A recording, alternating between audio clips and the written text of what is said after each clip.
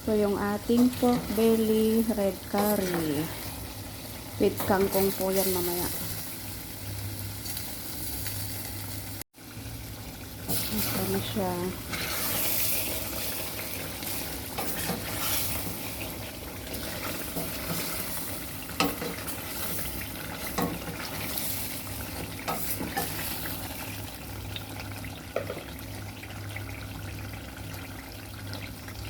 Lagyan na natin ng tubig.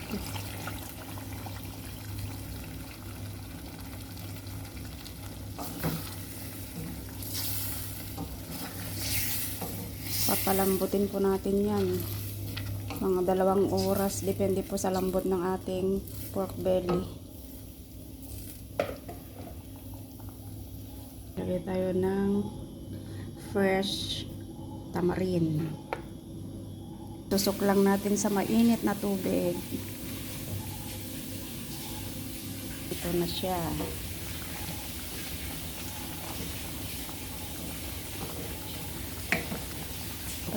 Palambutin natin hanggang pinakamalambot.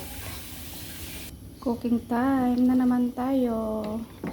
Magpapalambot tayo ng pork belly para sa ating red curry.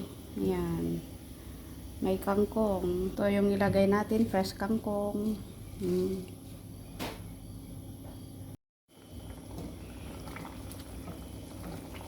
Ito na ang ating pork belly in red curry. Kailangan lang po nating palambot-lambot. Yung malambot na malambot siya. Ito yung ating fresh tamarind. So, ayan. Soft na siya, guys. Ganito na po ang itsura niya, mga idol. Pag luto na po yung ating pork belly, ito po yung kanyang juicy ang ating ilalagay. Ayan.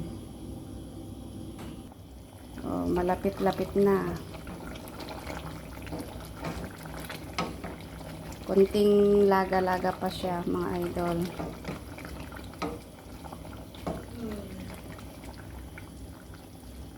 Mga 30 minutes pa siya bago maluto.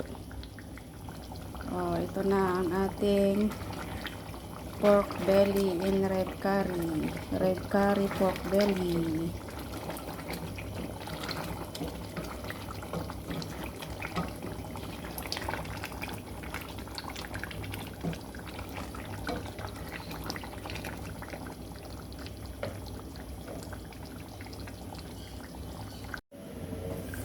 Ayan.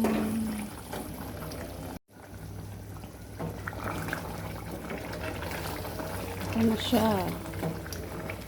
Malapit-lapit na. Ito na ang ating pork belly.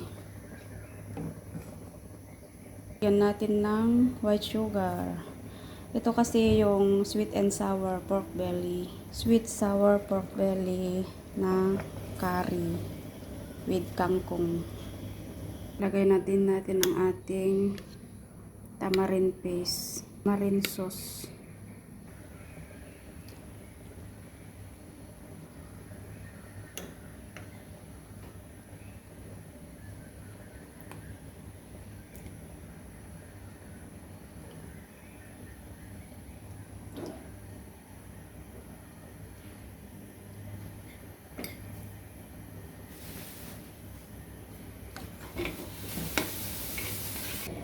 Ito na.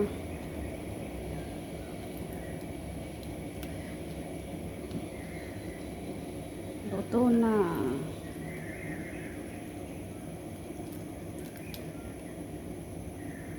Lagay natin ang ating kangkong.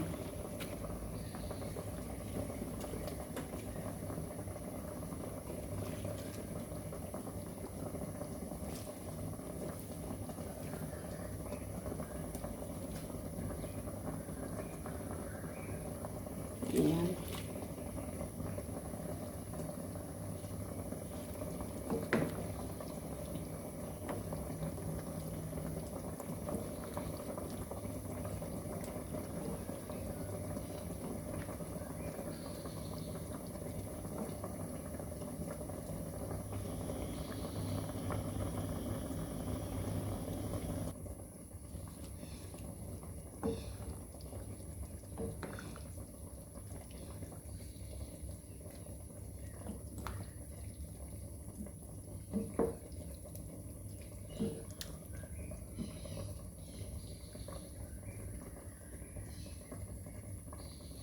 Ito na siya, ang ating pork belly in kangkong.